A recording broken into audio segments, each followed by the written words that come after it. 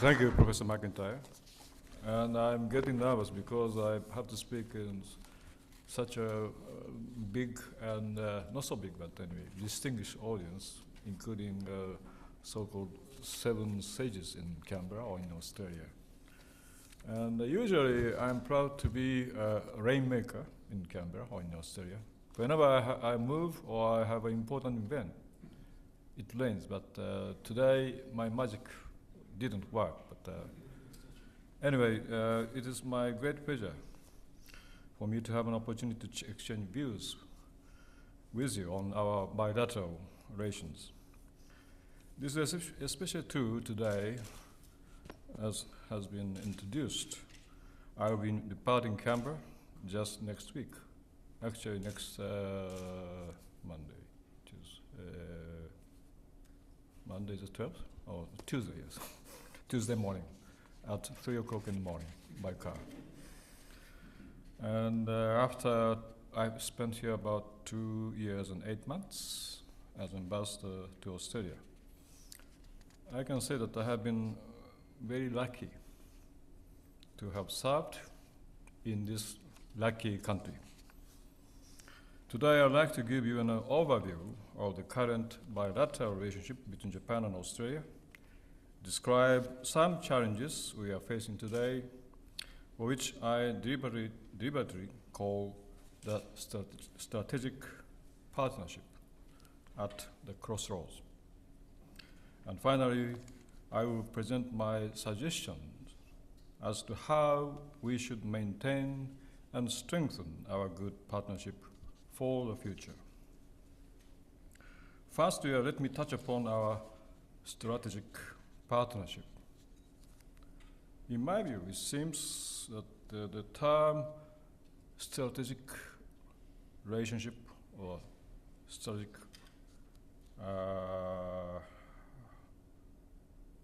partnership might be somewhat overused or abused. However, I believe that Japan and Australia are comprehensive strategic partners in the true sense of the term. We share basic values as 2 major democracies in this region. We share strategic interests as 2 of the major allies of the United States, which is the anchor for peace and security in the Asia Pacific and beyond. Why should I consider our strategic partnership is at the crossroads? Firstly, we are witnessing a historic transition in terms of geopolitics and strategic structure in the region and the world, with the rise of China and India. I would say with the re-emergence of China and India. Secondly, although basically our bilateral economic relations have not changed, Japan is not the largest dominant export market for Australia anymore. Thirdly, we are facing a new development on the whaling issue. Our comprehensive partnership encompasses a diverse range of fields, including the economy, national security, and people-to-people links. Our close and complementary economic relationship is the cornerstone of our bilateral relations. Firstly, Japan had been Australia's largest export market over the last 4 decades. In 2008 through 2009, Japan accounted for over 20% of Australia's export. Secondly, Japan remains Australia's largest trade surplus producing country by far, $21.6 billion in 2009, followed by India with 15.5 billion and China with 10.6 billion. Thirdly, Japan is the third largest investor for Australia after United States and United Kingdom. Fourthly, from the Japanese standpoint, Australia is a large and stable supplier of various strategic goods such as energy, mineral resources, and foodstuffs. Above all, mutual confidence and trust has been firmly established between business communities on both sides. Our economic relationship has been steadily developed over the last 5 decades since the signing in 1957 of the Japan-Australia Commerce Agreement. As Mr. Ferguson, Federal Minister for Resources, observed, Japan has been with Australia from the beginning in developing the Australian resource sector. Japanese companies have over many years collaborated closely with the Australian side from exploration to exportation, as well as trade of resources and financial and technical cooperation. Through business partnerships over the years, strong ties and bonds of mutual trust and respect have been built. Our security cooperation is relatively new, but has steadily been expanding since the 1990s. We have cooperated in many places of the world: Cambodia, Timor-Leste, Indonesia, and also in Iraq. Our security cooperation is not just expanding, but also deepening. It was just last May that Foreign Minister Smith and Defense Minister Faulkner visited Tokyo for what is called a 2+2 meeting. One of the major outcomes was that they have signed the Acquisition and Cross-Servicing Agreement, ACSA. This enables the Australian Defence Force and Japan's Self-Defense Force to have logistics cooperation in UN peacekeeping operations and also humanitarian or disaster relief operations. We also cooperate together with the United States as its major allies so that the Asia-Pacific region maintains its peace and stability. We hold a trilateral strategic dialogue with the United States.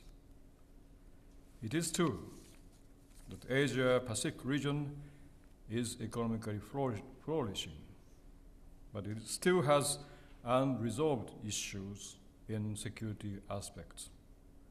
North Korea is a good example, and its nuclear program is not just a threat in Northeast Asia, but for the international community as a whole. Facing such clear and present security threat, security cooperation is now one of the major pillars of our bilateral relations. As for people-to-people exchanges, which represents the third pillar of the Japan-Australia relationship, statistics that our relationship has in this context strengthened. Australia currently hosts 71,000 Japanese residents. This is the third largest number outside Japan after United States and China. For a tourism perspective, Japan is Australia's 5th largest inbound tourism market. We are also seeing more and more Australian tourists visiting Japan, including skiers to Hokkaido. The number of sister city relations between Japan and Australia is currently 107.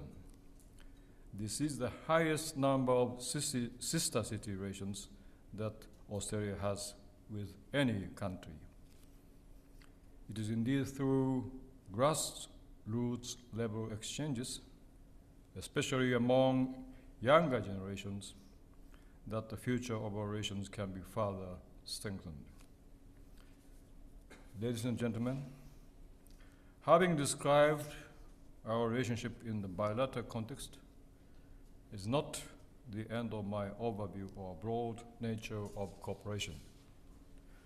I'd like to draw your attention to the fact that both of our countries are cooperating in a much wider context.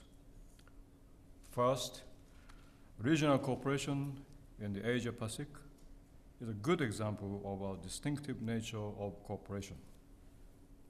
We, Japan and Australia, have historically been working closely to support this region's positive trend for regional cooperation. Japan and Australia are two of the founding members of A-PAC, which has firmly established itself as the leading forum in the region. This year, Japan will host the 18th A-PAC leaders meeting in November. We successfully launched an East Asia Summit in 2005, and Japan insisted that the membership be expanded beyond ASEAN Plus 3 so that it should include Australia, as well as New Zealand and India.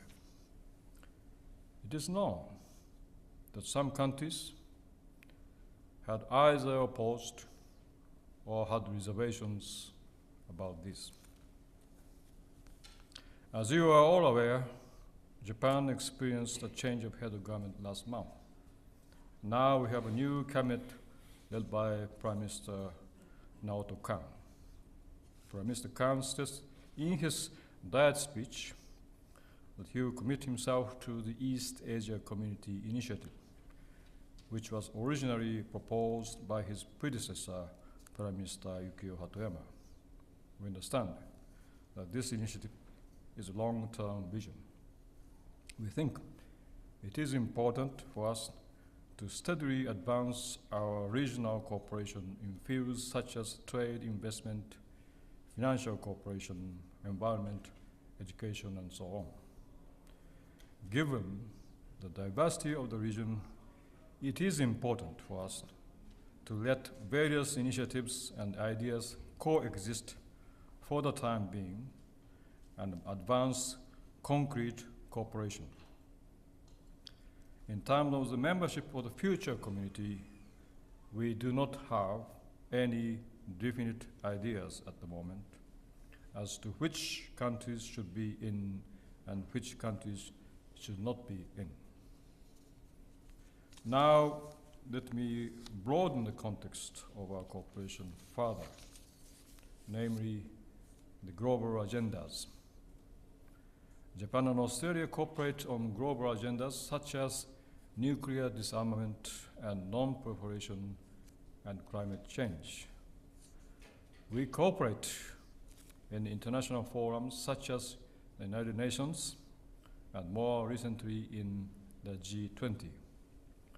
The G20 summit meeting in Canada was held successfully last month with the participation of Japan's new Prime Minister Naoto Kan and also Australia's new Deputy Prime Minister Wayne Swan. Let me take nuclear disarmament and non-proliferation as a good example of our cooperation today. Both governments jointly established 2 years ago what is called the International Commission on Nuclear Non-Proliferation and Disarmament, ICNND. Two distinguished former foreign ministers, Ms.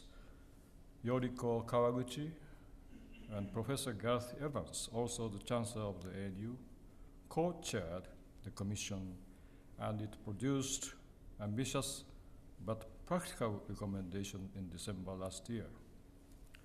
This year, both of our governments have worked together intensively towards the success of the NPT Review Conference, which was held in New York in May.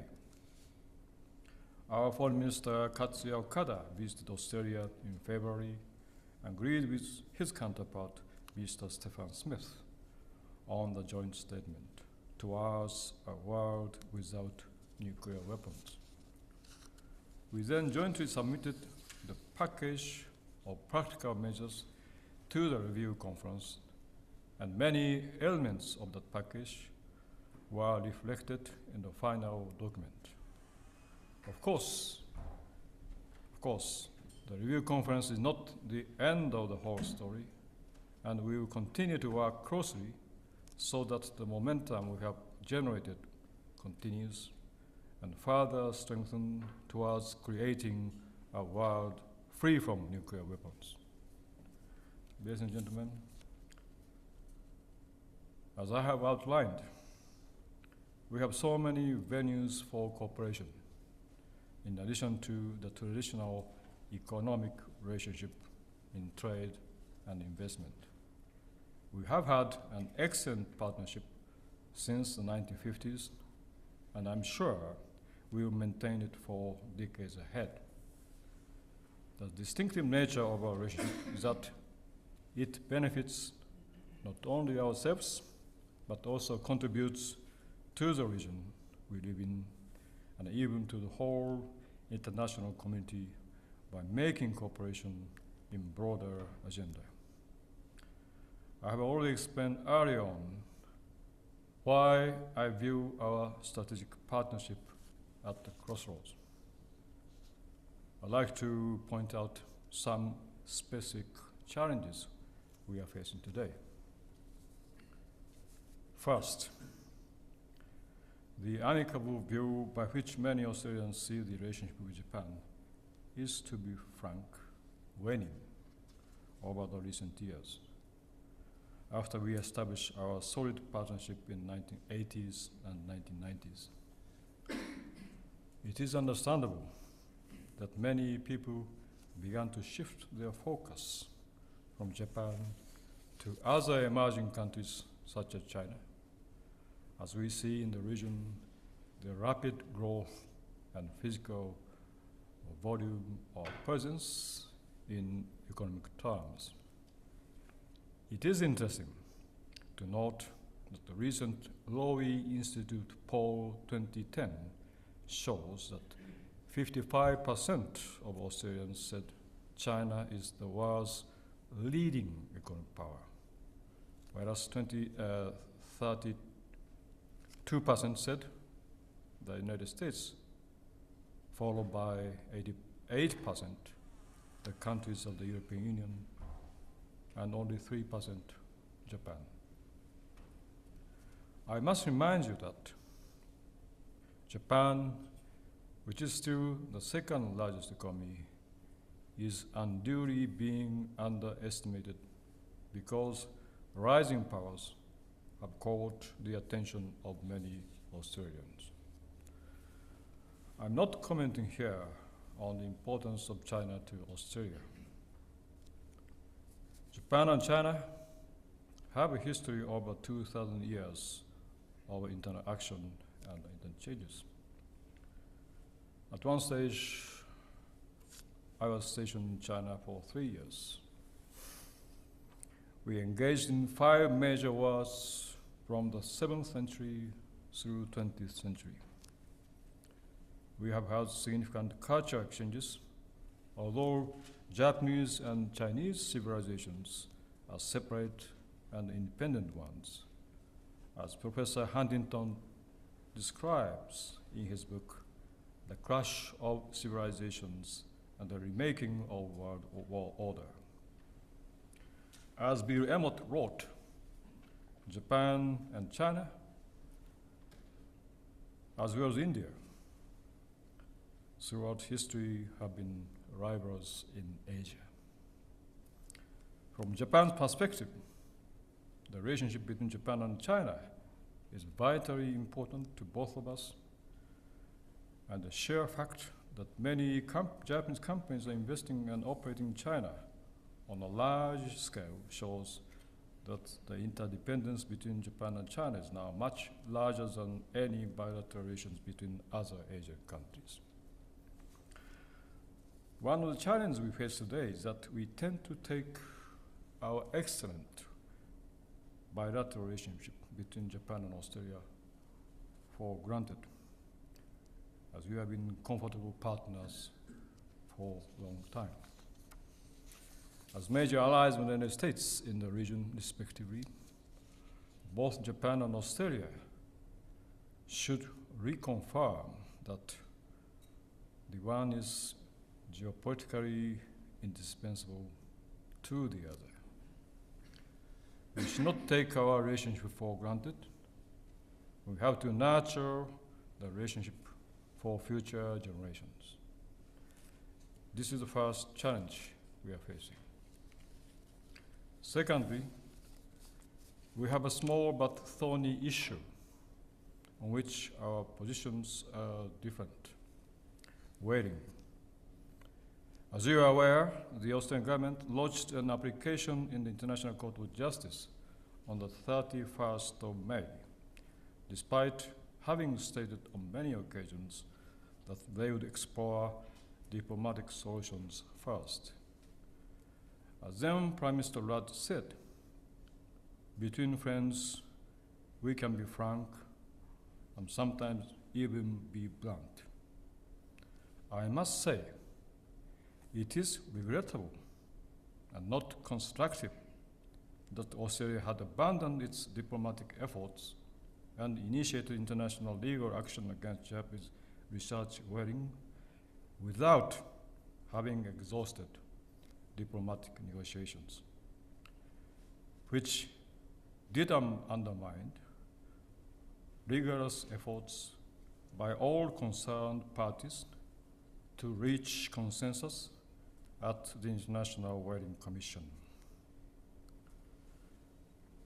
As the Japanese government has expressed on numerous occasions, including my remarks from time to time, Japan's research whaling is a legitimate activity conducted on the high seas, I stress, not in Australian waters, in accordance with Article 8 of the International Convention for the Regulation of Whaling.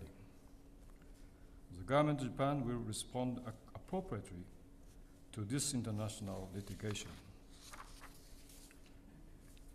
With regard to Sea Shepherd, I reiterate that the Australian government should show more robust attitude towards their violent activities. Australia maintains that it strongly condemns the violent activities conducted by Sea Shepherd that endanger the safety of crew members at sea. However, Japanese people have been often confused by the actions or statements of the Australian government with regard to Sea Shepherd, especially when the Australian government sent Australian custom ships, Oceanic Viking, to take the video clip for possible legal actions in future 2 years ago. And the video clip was actually released to the media. Many of the Japanese viewers might have wondered if the Australian government supported the activity of Sea Shepherd.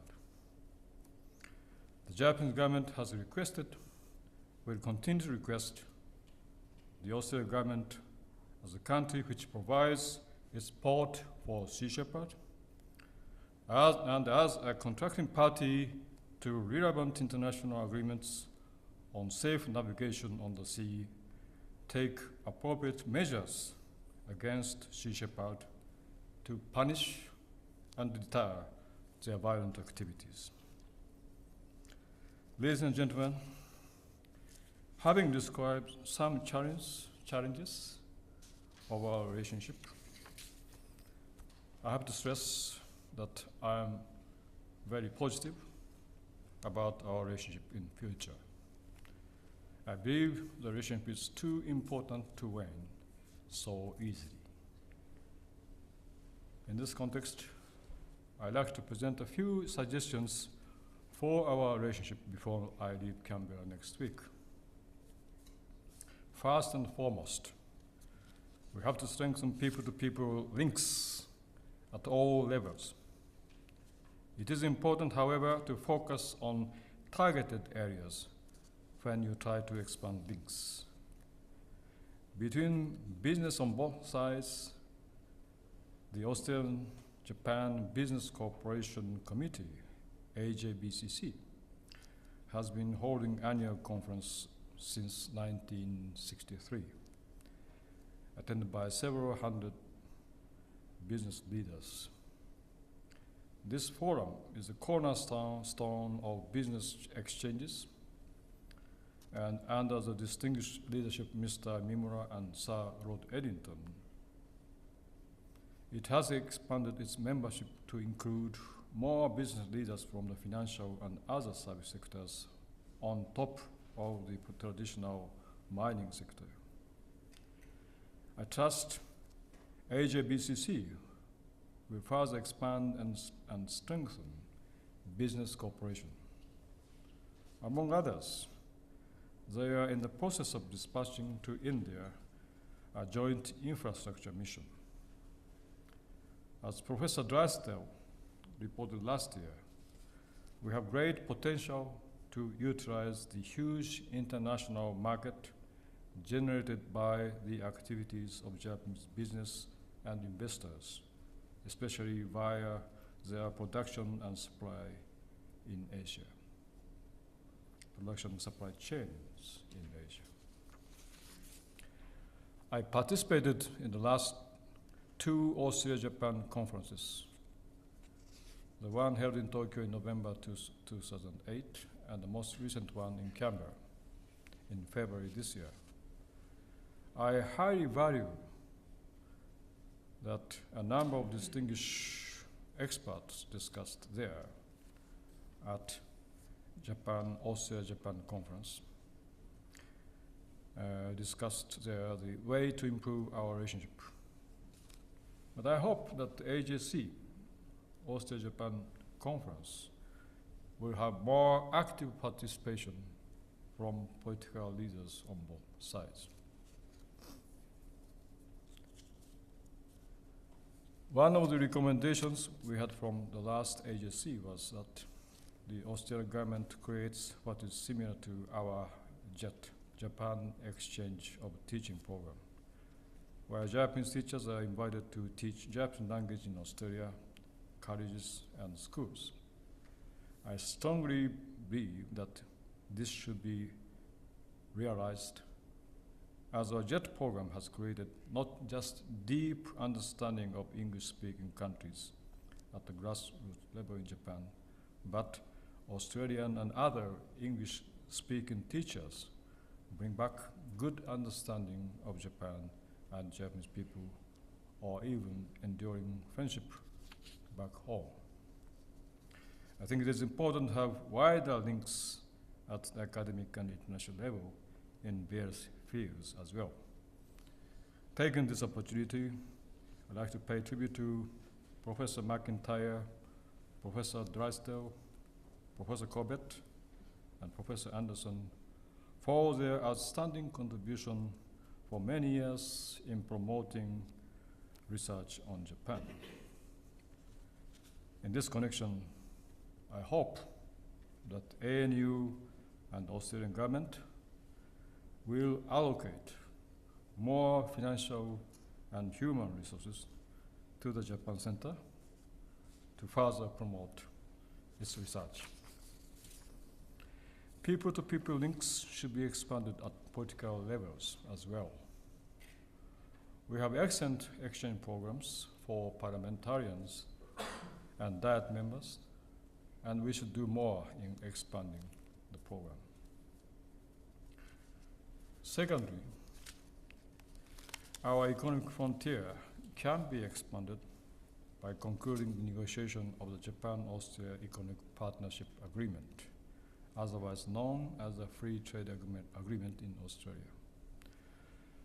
As the Japanese Foreign Minister Okada said in the symposium held in Tokyo last month, The EPA has a strategic importance, going beyond bilateral mutual benefit.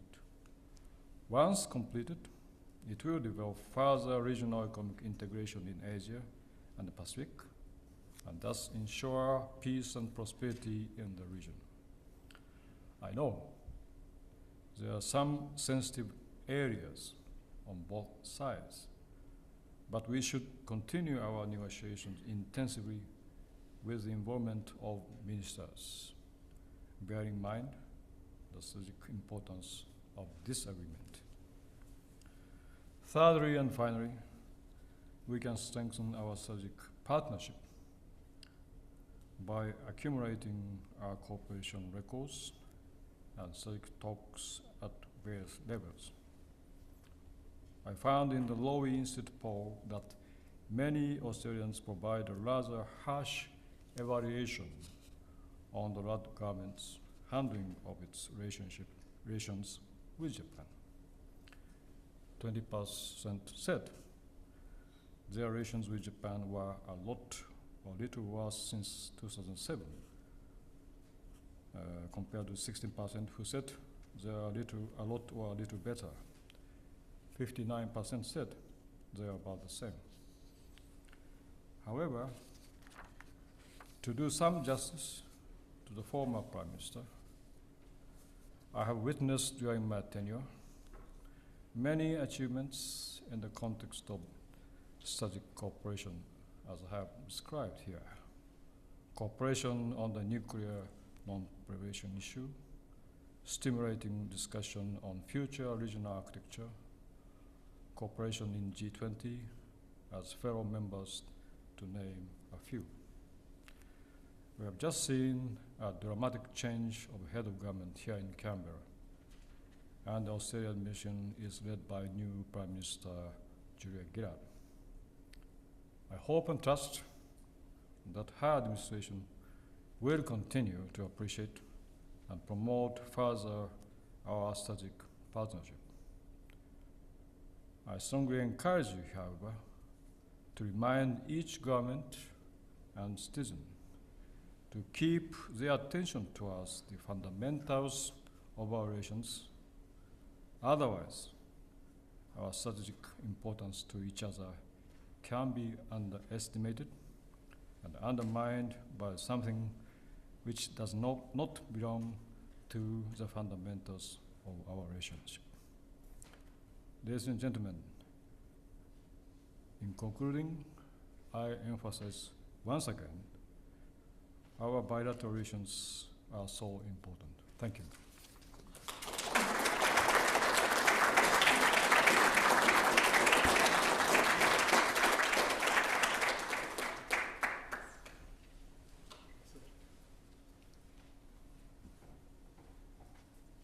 Ambassador Kojima, just let me say how privileged we are to have you share your reflections on the relationship between our two countries.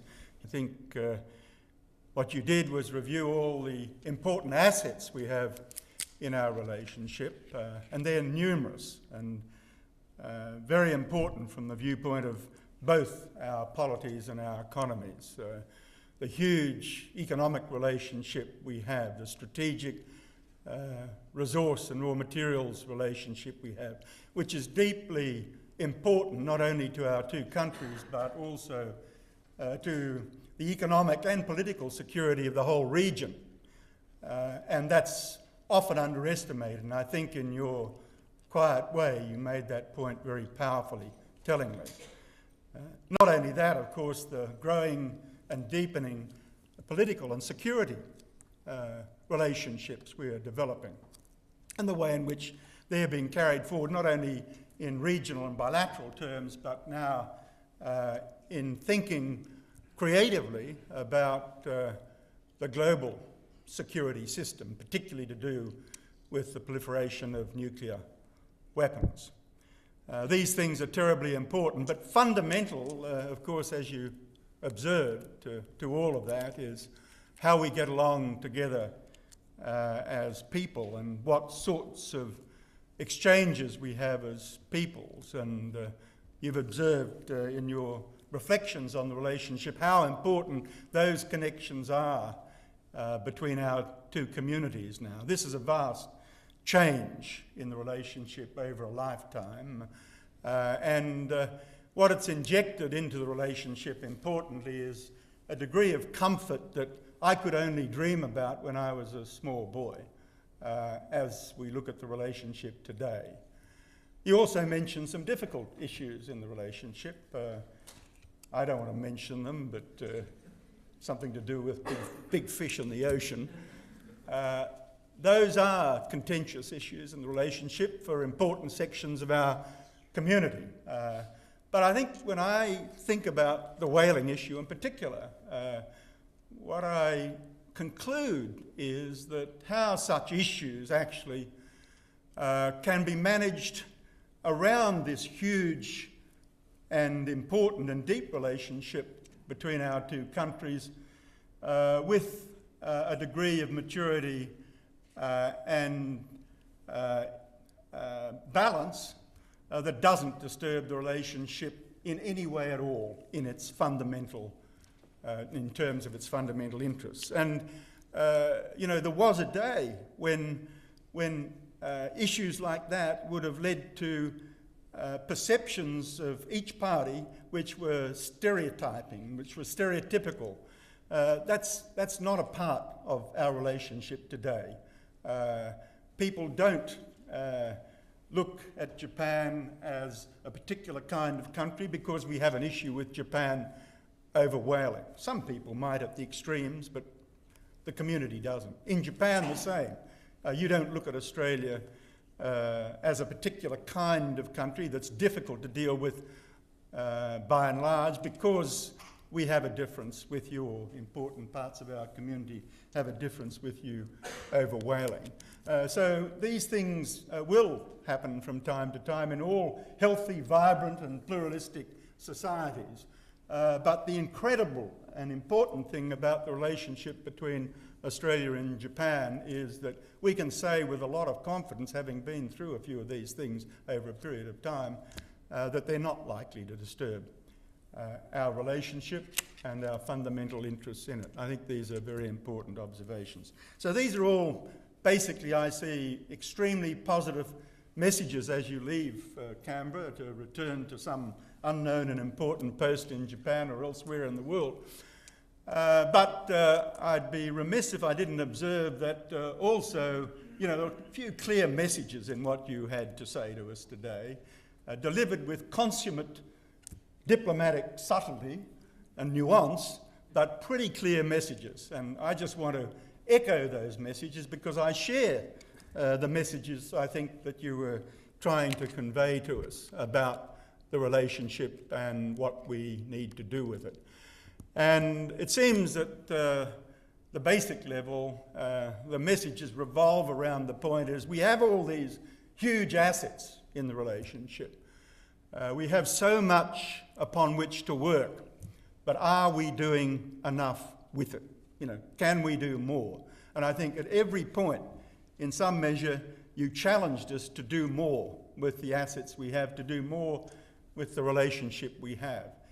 Whether it be in terms of all the good work we do on exchanges at universities, can we do more? Can we do more of the stuff that brings our young intellectuals together in the universities and develop an intelligent but shared sense of interest in the relationship and in the region? Can we do more at the political level in the relationship? I heard you say that implicitly. The truth of the matter is that, you know, we have these assets, but do our political leaders actually mobilise them and interact in mobilising to the extent which they ought to? And I think the answer to that question currently is a resounding no, not only measured in terms of the number of visits and so on both ways round, but also, I think as you hinted, the way in which those interactions take place. So we have quite a lot to do in terms of mobilising the potential of the relationship, as you so subtly hinted. And you said at the beginning that we're a relationship which is at a crossroads, and I think that's terribly true. We're a relationship at a crossroads, you said, because essentially we're working together in a world that's changing very rapidly. The crucible of that change is our part of the world, in Asia and the Pacific, around what's going on in China, what's going on in India, and it will profoundly affect the economic and strategic environment within which we have to operate for many, many years to come. And if we together are not working on those issues closely, then we'll still do probably fairly well, but we won't do nearly so well working separately as we will working together, given those shared assets we have that have developed over the years through patient investment in the relationship that we have, and that you leave in very good shape, but which you have challenged us now to do better at. I hope we can accept this challenge, and I enjoin all the young people in the audience, that's all of you other than me, to take up the challenge, because there's a lot to do in the relationship, as you, Ambassador Kojima, have rightly reminded us. Thank you very much for that.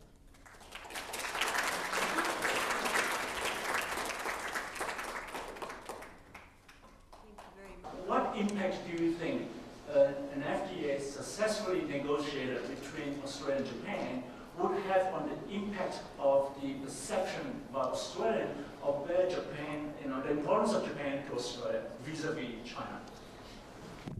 Well, of course, Australia is now under negotiation on FTA, not only with Japan, but also with China and South Korea, I understand.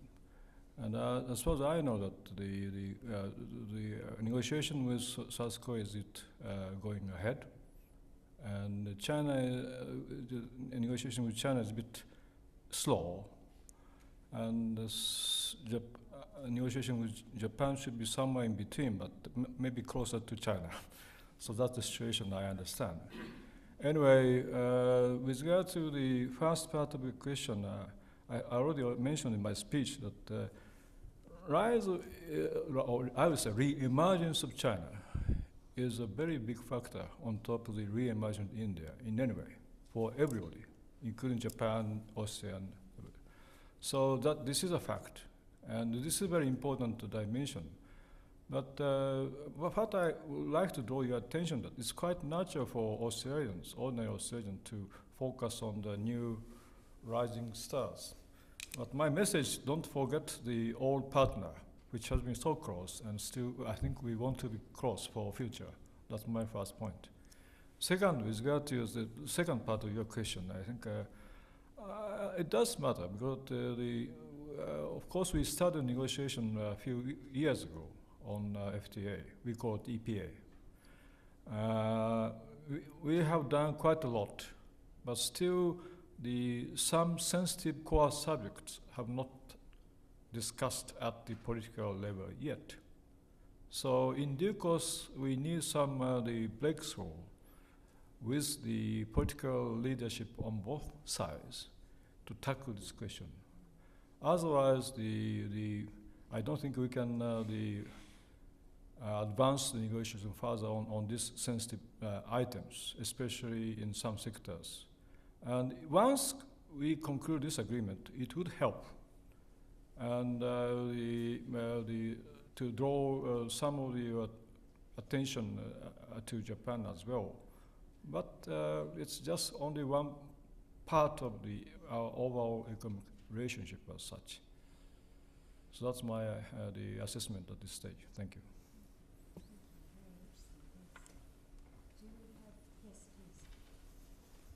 Ambassador, you made some points about the need to enhance people-to-people links at all levels.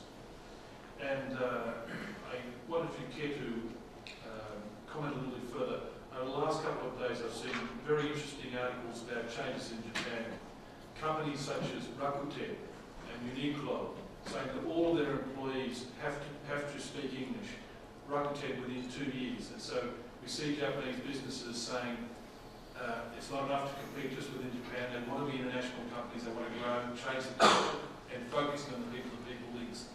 One area where I think that we think there could be more people-to-people links is the political exchanges you mentioned those, and in particular from Australia over the last 3 years we've had about 20 cabinet ministers going to Japan, and Mr. Okada, who has a great interest in Australia, came to Australia for a very successful visit. So what do you think about the changes in the Japanese economy, such as the Rakuten and Uniqlo, and could we do with more political visits from Japan, if you can say that before you go back to Tokyo?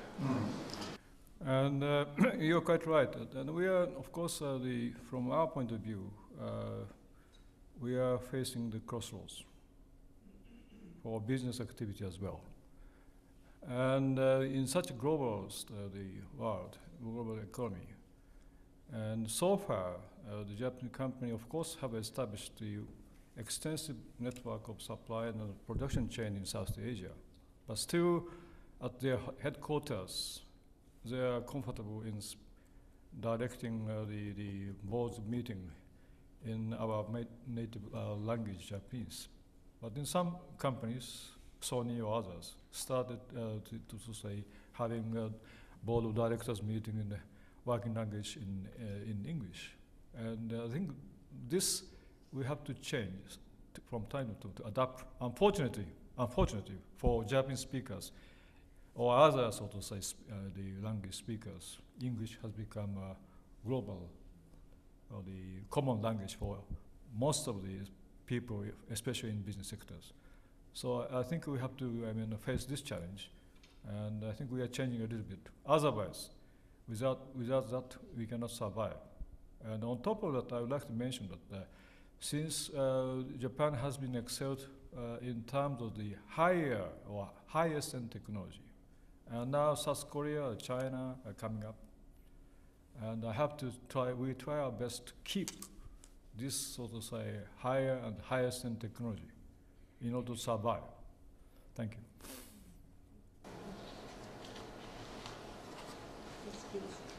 Ambassador, thank you for your speech today. I was wondering, you mentioned the logistics agreement that was signed between Australia and Japan earlier this year. I was wondering if you saw any future prospects for greater security cooperation between Australia and Japan. We agree that on the security cooperation under Mr. Howard government 3 years ago, and we slowly build up. Of course, our cooperation in this sector has been built through the, so to say, on-the-ground cooperation in Cambodia or East Timor or Indonesia or Iraq. So the mutual, confidence, has been, so to say, fermented little by little. And we are not allies as such. Australia has the alliance the alliance with the United States. The same with Japan. The cornerstone of our security is Japan-US alliance. But between Japan and Australia are not alliance partners as such. However, because we share the common security or strategic interest, that's the reason why we started the trilateral security, strategic dialogues, including the United States, although we are not alliance partners as such.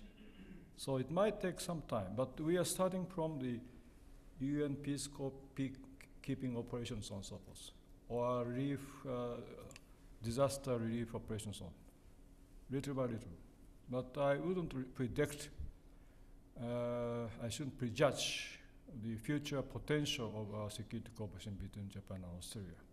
But it might take some time to, promote further. We probably have time for a last question. Ambassador, thank you for your talk. You mentioned people-to-people links, and it is common to discuss people-to-people links between countries. There is quite a lot of discussion about people-to-people links between Australia and Indonesia, and as you have mentioned, this issue is important between Australia and Japan. It's often, however, difficult to unravel these a little, to add flesh It's easy to talk about, but it is difficult sometimes to add flesh to these things. And however, it does occur to me that Japan has, there are several perhaps very good potential areas, at least from the Australian point of view, which I'd like to mention and which you may over time consider, that I think would perhaps be helpful. And this is really in the area of culture. There is not a particularly good understanding of certain aspects of Japanese culture in Australia, and I'm thinking, of course, of things like kabuki and no, also music, but perhaps what is a particular area of potential is the more screening of Japanese films. These are rather accessible to an audience. There are several other elements of people-to-people culture which I think are perhaps more difficult and hard for Australia to deal with. This is Japan's strong interest in baseball. It is hard for us to share that. And it is also hard for us to share your strong interest in sumo wrestling. Australia has no comparative advantage in this area. But it is perhaps in those areas of kabuki, no, music, and perhaps especially film, because it is in principle so accessible. And this may be areas in which we could add flesh to the people-to-people links. Thank you. Well, thank you, Mr. You raised a very important point, which in my lecture today, I couldn't, so to say, spare much time on that, and that's a very important factor.